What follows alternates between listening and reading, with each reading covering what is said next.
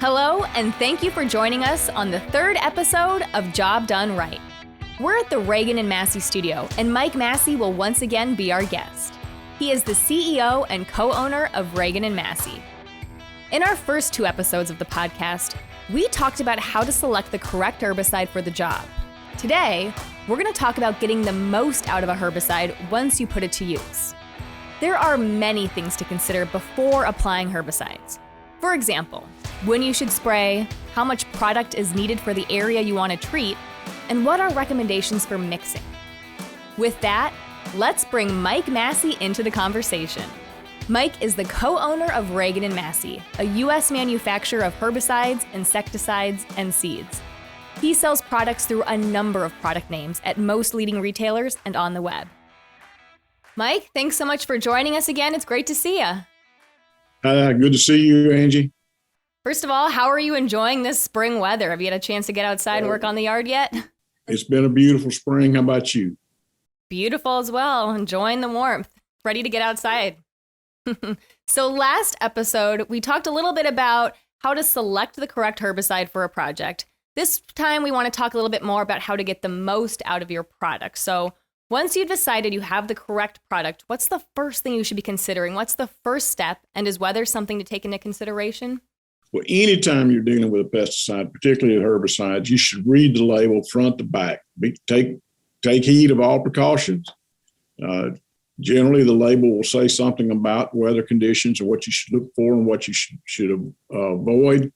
It will talk about where to use it, how to use it, how much to mix, and it will, number one, tell you the safety precautions you need to use in using the product.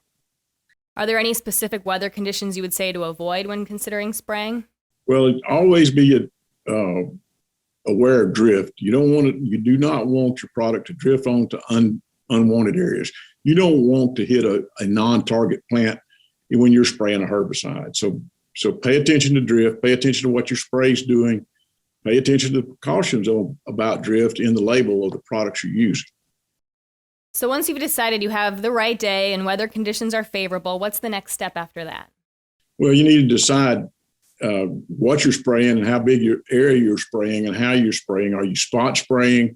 Are you spraying a large area? Do you need to use this kind of sprayer or that kind of sprayer? But you need to know what your job is, what you plan on doing.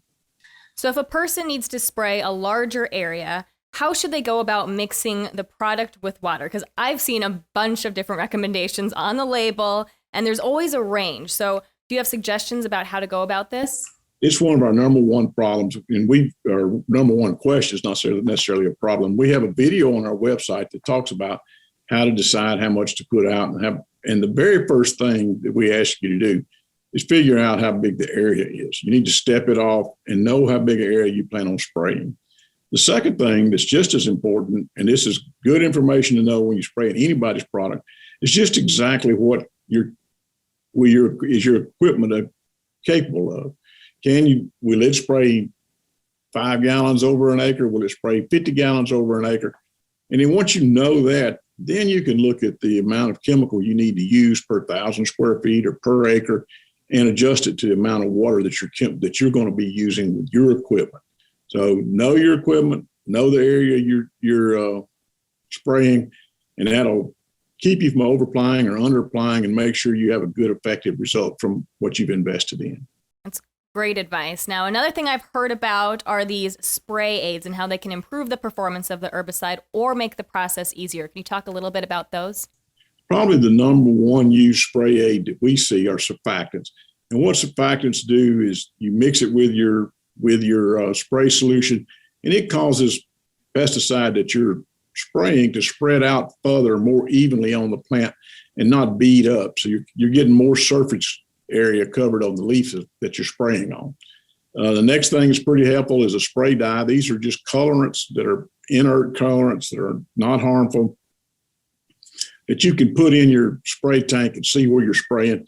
You need to be careful how you mix these so that you're not making it so dark and so concentrated that you would stain a concrete sidewalk or something like that when you're spraying it. But it is very helpful to be able to see where you spray. Some people use defoamers. If you have a herbicide that when you mix it with water creates a lot of foam, it'll be worth it your time to keep a bottle of defoamer around and just give it a little squirt in the tank to collapse the foam and not take up so much space in your tanks and come out the cap.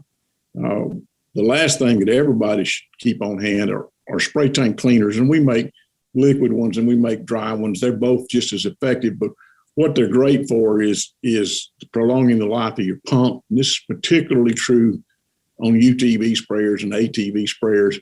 Those pumps will last a lot longer if you'll take the time to run some tank cleaner through the tank and out through the pump and take the residual acids and the residual herbicides out of the pump. That's all great advice. Now, as always, we have a few questions from Ragan Massey customers that we received through social media on this topic. So we'll go over some of those now. The first question is there a time of day that's more favorable to apply herbicides? Take note of what your label tells you. Mostly what you want to do is avoid spray drift. If your label warns you about spraying in the rain, don't spray in the rain.